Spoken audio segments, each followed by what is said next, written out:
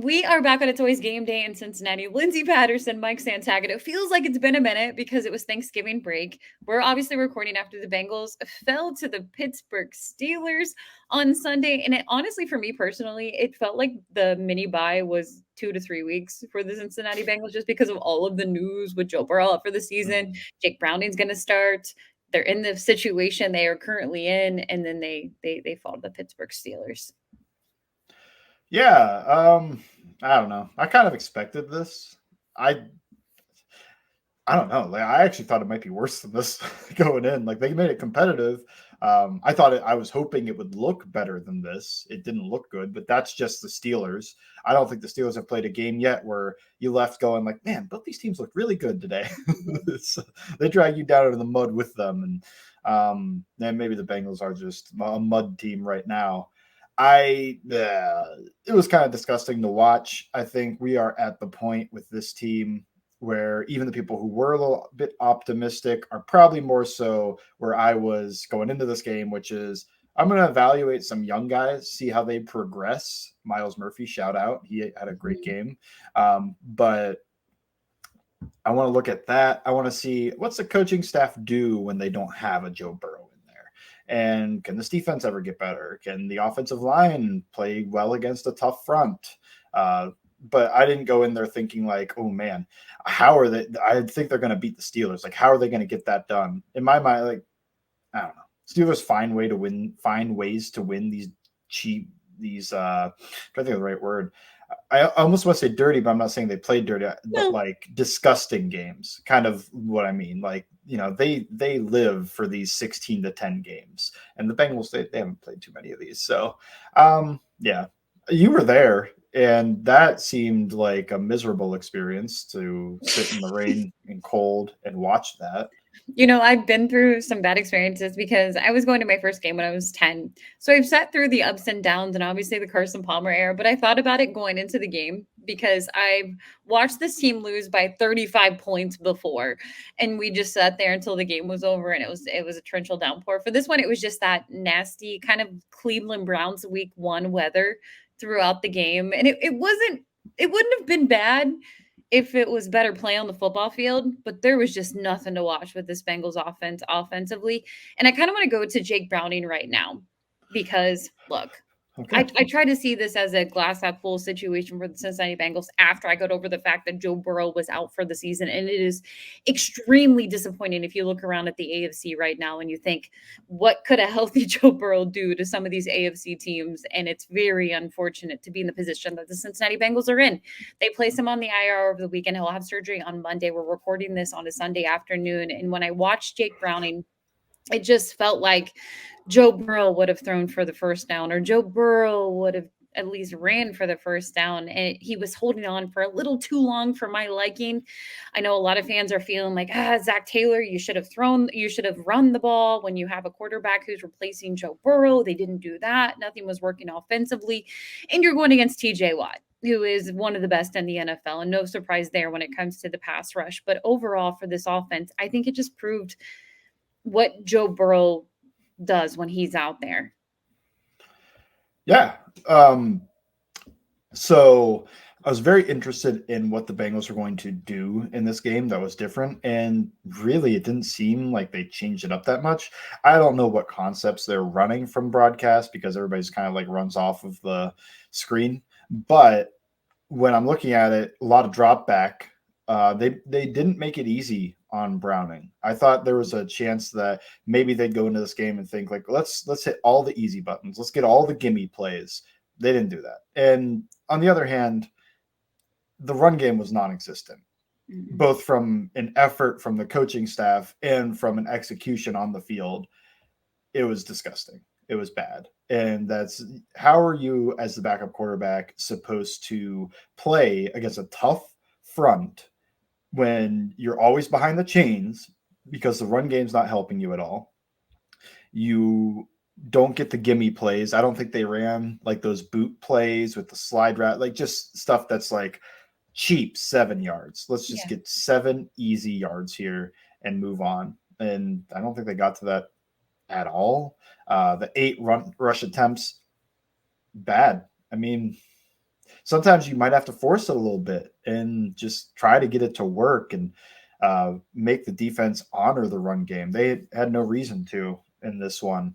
But yeah, at the end of the day, what I think with Browning is he didn't play well. I think I'd actually say he played pretty poor, but he is a backup quarterback that got thrown into the game and got asked to run an offense with a very high degree of difficulty at the quarterback position.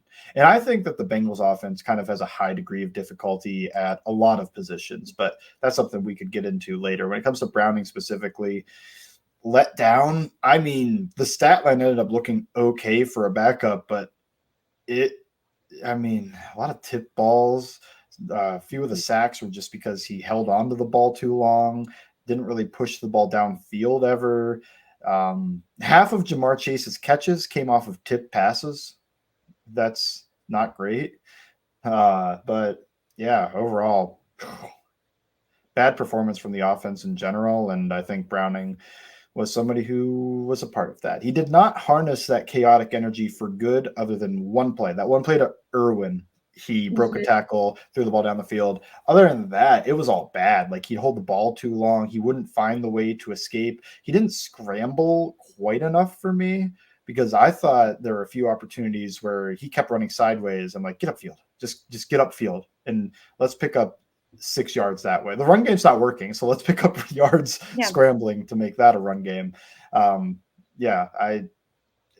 First start, I think I'd give him the next start too. Just see what you had, because it didn't ruin. I don't know. He only had the one interception. He caused sacks. He misread stuff. Interception was late, bad. I didn't like the footwork. I'm not an expert, but it felt slow. Like, when I initially saw it, I thought, oh, he was late on that throw. And he was, but he did go 3 steps and get the ball out. It's just, it was 1, 2, 3, ball out. When I feel like if you are reading that and you think I'm hitting the hitch here, it needs to be ball out, like kind of quicken up that drop. And hey, maybe it's coached that way to drop back slowly, but I just feel like with Burrow, he's so quick and always ready to throw that those plays work a little better because it was there. I mean, it's a risky play for 3 yards, but it was there. He just was a little slow on it, left a little bit inside. And that's just, you see that all across the NFL. Tua had one on Black Friday where you're throwing that ball outside, especially when you got an little popcorn arm like Jake Browning. It's got to be on time. It can't be late at all, and you can't leave that thing inside at all. If Joe Burrow was healthy, I feel very confident. I hate playing the if game, but this team would have won that football game. I mean, it was. Yeah. It's not much of a hot take, but when you just look at the quarterback play, and I'd love to know what Joe Burrow was thinking, but at the same time, there was only one play because I know Joe's trying to pump up his guy going into this game, and obviously give him that confidence. And Joe's on the sideline. I'm going to tell you right now, it was miserable conditions for 4 quarters, and Joe Burrow could have been in a suite, could have been upstairs with Brian Callahan, and he chose to stay on the sideline the whole entire game. And I would love to know what he's thinking during some of that, because there was one play, and it was when Jake looked a little like Joe Burrow. He scrambled for the first down. He threw for the first down. And that was the only time I ever looked at that game and thought, there's a little Joe Burrow. The rest of the game, it just felt like missed opportunities. And look, I don't want to put this all on Jake. It's very tough to come into this offense. As you mentioned, it's kind of difficult offense. But overall, he's not Joe Burrow. And we knew that. Going into this game, you kind of hoped. You watch that Thursday night football game versus the Baltimore Ravens, and you see little tiny glimpses, and you think, well, we'll see what it looks like against the Steelers team. And unfortunately, this is what it is. You can look around the league. I mean, goodness, if the Jets are going to give their quarterback another start, I'm okay with giving Jake Browning another start on Monday Night Football. It's just that it's a bad situation that this offense is in right now. Were you surprised? Because I know it felt like the run game wasn't there, and I know fans are calling for the criticism of not running the football. But if you look at the stats, they weren't producing with the run game either. But were you surprised there was a little less Chase Brown action for him being activated for this game? A little less. There was none. There's like I'm trying to be nice. Trying to be nice with this offense. Like there was nothing there. We've talked about it. They just don't trust a single running back to run the ball outside of Joe Mixon. Because when Travion Williams gets his carries, they're usually like third and long garbage carries. Once in a while, he'll get a real carry, but he's the closest they have to trusting a running back.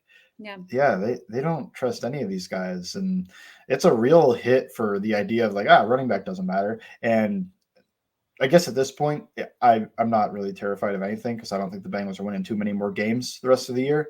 But it does reiterate what I was a little bit terrified of during the season of like, well, if you don't trust these guys, running back's a brutal position. Joe Mixon goes down. What is the run game? Yeah. Are they as bad as the coaching staff seems to think with not giving them any work? Or is this just we don't trust them, then they get into that opportunity and they actually do okay? I don't know. So great stat on the run game today. 0 successful plays in the run game. Charted RB's was it Ben Baldwin charts success rate, and the Bengals were top 3 in success rate last year in the run game after week 4 when they changed the run scheme. Today is 0.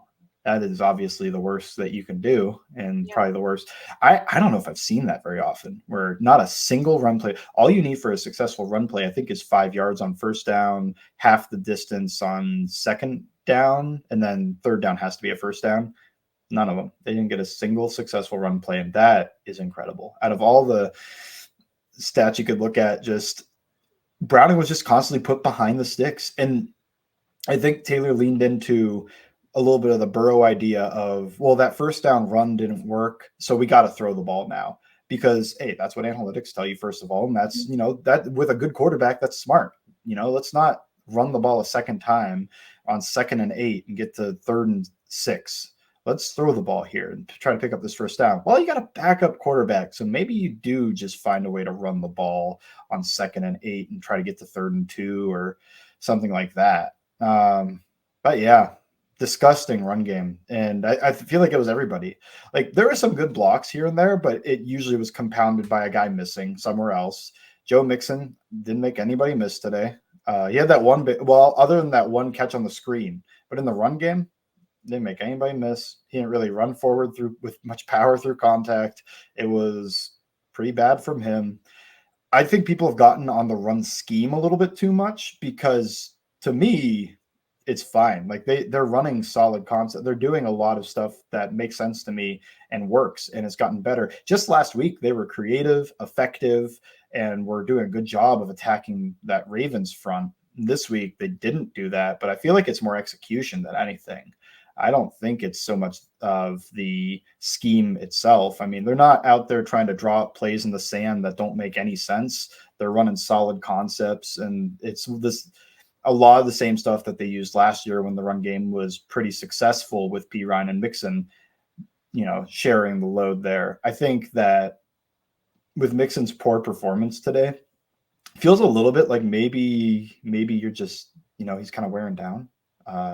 Maybe he's taken a little bit too much work. And that goes back to what we just talked about. Chase Brown. He's not getting any work despite being called up. Well, what do you got in this 5th rounder? Fifth? Yeah, he's a 5th rounder. 5th. Yeah, Charlie was the 4th. Yeah. What do you got in the 5th rounder? Let's see. Let's see what you have in him. But they haven't given him an opportunity. And maybe losing this game makes them look a little bit more towards the future versus trying to win out.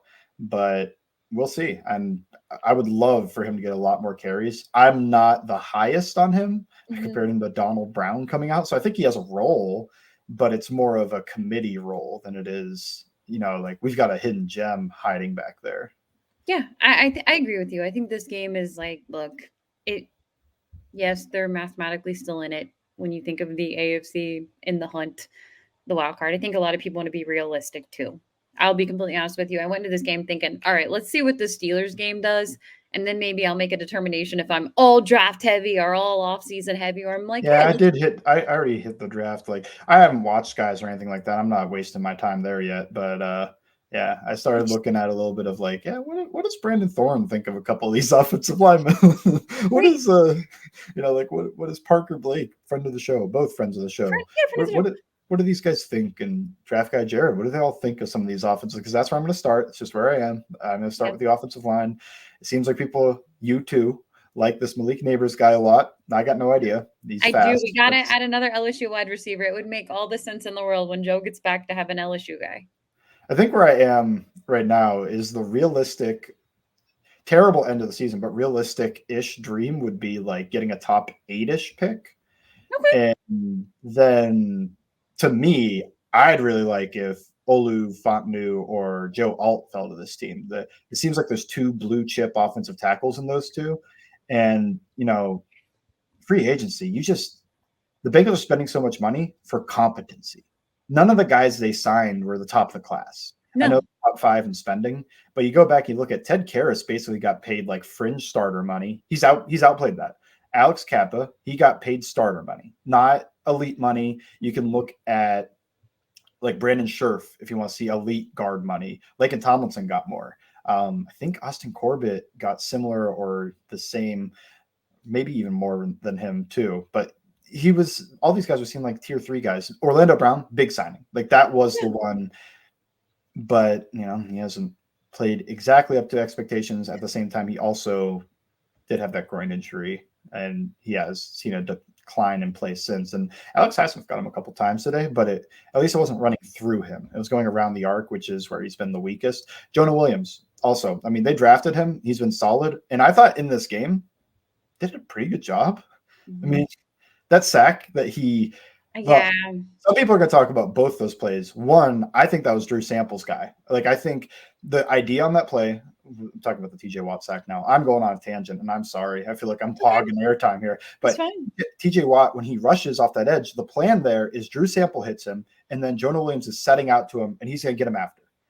What happened was that the Steelers brought a blitz inside of that to the C gap between Jonah Williams and Drew Sample. So Jonah goes, okay, well, I got to pick this blitz up because you're way out there. We can't exactly, it's going to be really hard to flip. But Drew Sample saw the blitz and said, oh, got to protect inside. But Jonah's setting out there. And that's just one of those situations where, Drew Sample's been a really, really good blocking tight end, but also blocking tight ends make mistakes. And that's what I think. I don't think that was a misidentification from Karras, who I assume is doing like all the protections with Browning in there. I don't think that was like a bad protection scheme. Although, I mean, some people have argued that, just block Watt. But it's a miscommunication. Like they had a guy in place to block Watt in Drew Sample, which, tight end on Watt, not great, but that's a blitz. And against a blitz, ball's got to come out quick. So as long as you can hit him a little bit, free play for Watt to get a sack. Second one, the first one, though, that was so much like, Jonah got beat, but Browning held that ball for 5 seconds? No offensive lineman's holding up. You cannot. 5 seconds. Come on, get that ball out. Yeah, I think, offensive line, I'm not even, it's not really a big thing for me in this game. It's run blocking was the issue with the offensive line. I thought in pass protection, they were fine. Yeah. I mean, for Jake to have the time that he did during certain times, and when he had time to hold on to the ball too long. I'm like, Joe would have already had the first down, or you always kind of think of these games. What would Joe Burrow do if it wasn't Jake Browning out there? But I don't want to be too down on Jake Browning. It's his first real start out there. You're going against a Pittsburgh Steelers defense who I feel like it doesn't get enough credit, and they obviously can rush the passer, and they were able to do that. But for me personally, with Jake Browning, we'll see. It's really just getting you through the season. I mean, we can be completely honest through it. You can be optimistic and say, hey, there's still time. Maybe this offense will figure it out. Maybe they'll play spoiler the rest of the way. But for me, it's just house money for this team on the offense and defensive side. But offense, I hope this does. I'm not a big fire Zach Taylor, fire Brian Callahan. I've never been that way. And even kind of for Frank. It's also a fruitless endeavor, right? Yeah. They're not doing it. No, they're not going to. And for me, like, look, if Brian Callahan gets the option to be a head coach somewhere else, then fine, good for Brian Callahan. But probably I just think it probably doesn't help him right now with Joe Burrow being out. But for me overall, they're just not. You don't have Joe Burrow out there. Let's just be completely honest. And I hate to use this offense is built through Joe Burrow. It is. He is a very and that's not good, a bad thing. It isn't. And there's 6 games to go. And I think we're going to realize that. And for me, we'll talk more. What do you want to see from the season? What are you hoping to get out of it? And I do want to see that from the head coach, from the offensive coordinator, because I'm still pro Zach Taylor and Brian Callahan and Dan Pitcher. I'm not against them and Frank Pollock. I just want to see more. Hopefully this kind of challenges them a little bit because you are without Joe Burrow. Let's see some different things out of the offense with creativity and just kind of going down the road. Let's see these next 6 games to see, I don't know, what if Joe Burrow was out there? I don't know. What do you want to see out of this offense before we flip to the defensive side? I want to see them. I want to see them find a way to run the ball better than them this week. I want to see them. I want to see a game, and maybe it's next week, but maybe not because the Jags have a good run defense. I think I haven't looked too much, but I want to see them be able to run the ball and be able to work play action off of it. And let's see if they can work like an offense where Browning gets some gimmies, because I think Burrow could even use a couple more gimmies. Like, to me, I would cut some of these RPOs out, which they did today. I don't. It's hard to tell on broadcast, and Joe Burrow always throws the RPO basically, which is another reason I want it out of there. I'm like, he sees that ball, he's throwing it. Like if it's there, he's throwing it. And sometimes as a quarterback, I feel like you might just need to turn the brain off and just kind of hand that ball off. Like, you don't have to do much this play. Like, this run's good against anything. Just hand the ball off and carry out your fake and just get a breather. They don't give him breathers. They give him RPOs for breathers. And that's, like they're still processing in that.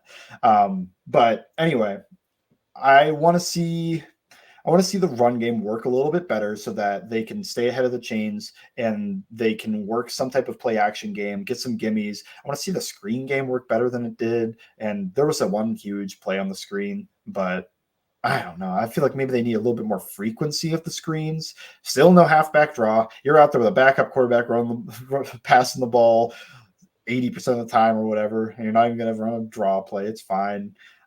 So much empty with Browning too. I wasn't ready for that. I thought, oh boy, look, empty's hard for a quarterback.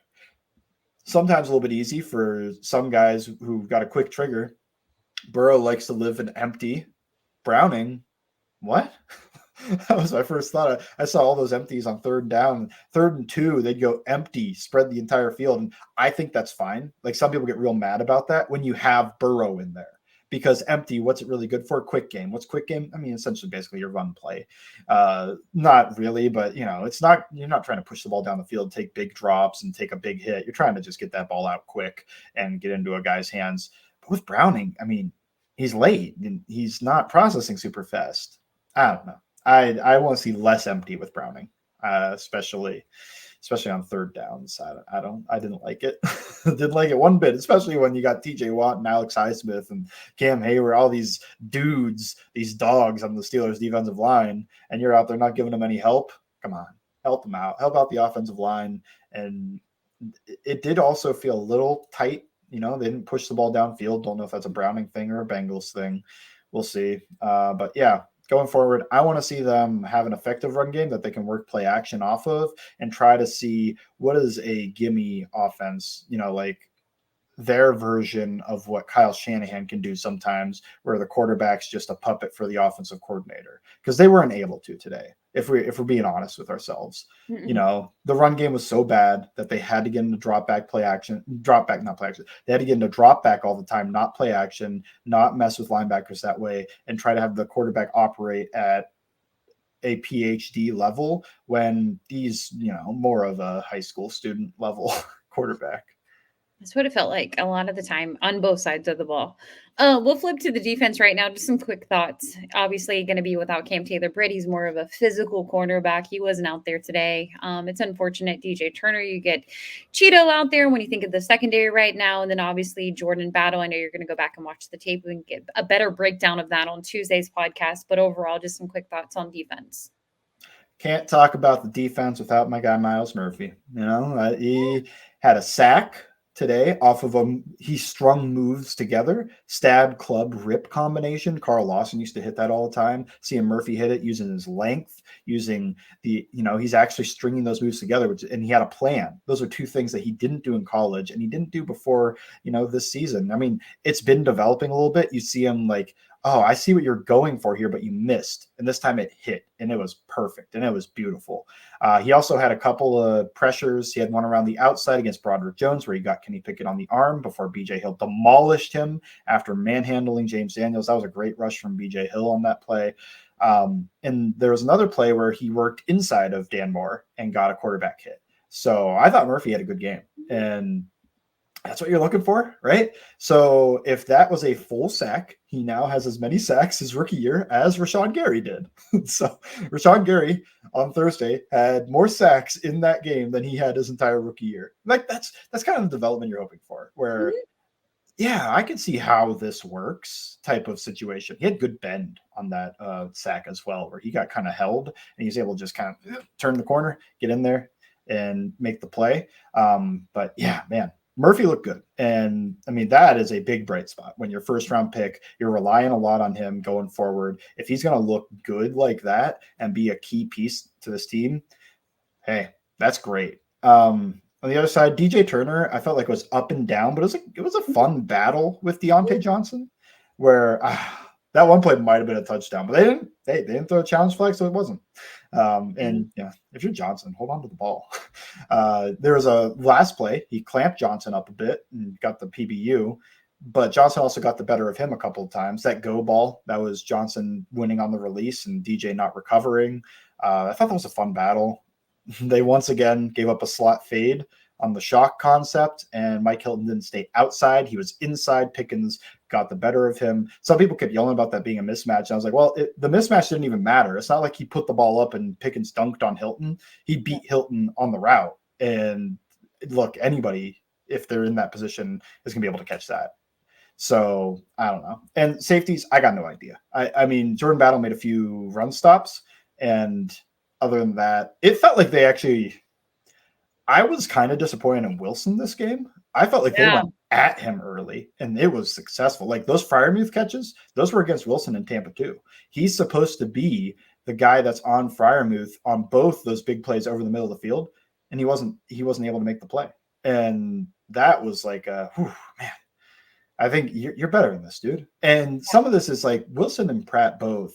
I feel like they are better than they have played this year. And that is a reason that this defense has kind of struggled a bit. Hilton, he's maybe a step slower. I think the linebackers, they haven't played up to their level, their abilities. I think the corners, Cheeto hasn't been himself and he's still not himself. I think DJ, obviously, he's a rookie. Cam Taylor Britt, mostly up, but he's also a second year guy trying to figure it out.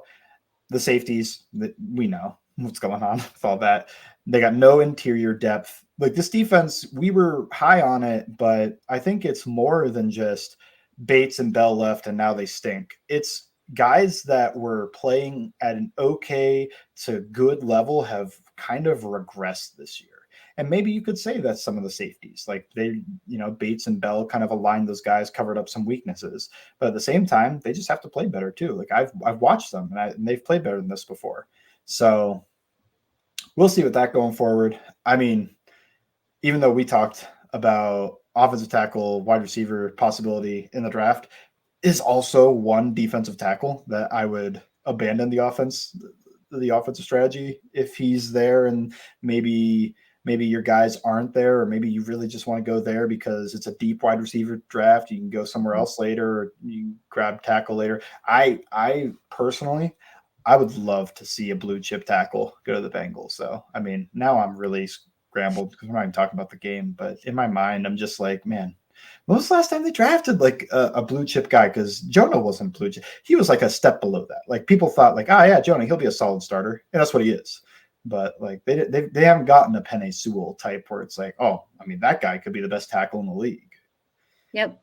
We will get to plenty of draft stuff. The good Yeah, news for yeah. I you is should we will have kill the plenty of draft talk months. now. And let's kind of recap the show again. I know Mike's going to go back and watch the tape. We'll talk about that on Tuesday night. Look ahead to Monday Night Football. It's very unfortunate we are not getting the Joe Burrow, Trevor Lawrence matchup. I think a lot of people are really excited about in early December, but we will have plenty to talk about for the Cincinnati Bengals. Maybe T. Higgins returns, kind of been battling that hamstring over the last 3 games. So to be determined if Cam Taylor Britt is out there, we'll have more later this week.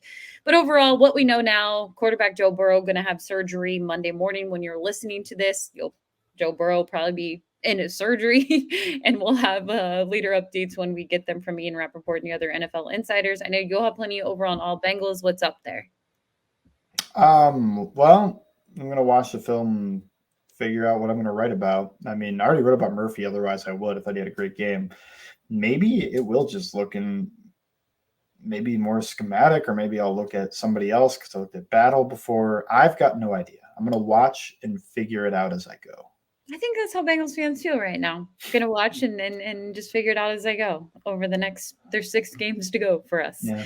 We've been in this position before, and we are here again over the last few years. And hope it's the best. Glass half full for me personally is if you get out of it, you're not mathematically out of the playoff hunt, but if you get out of it, you start to look ahead to a lot of the options that you could add on this offense or defensive side. So we'll talk about that as we go.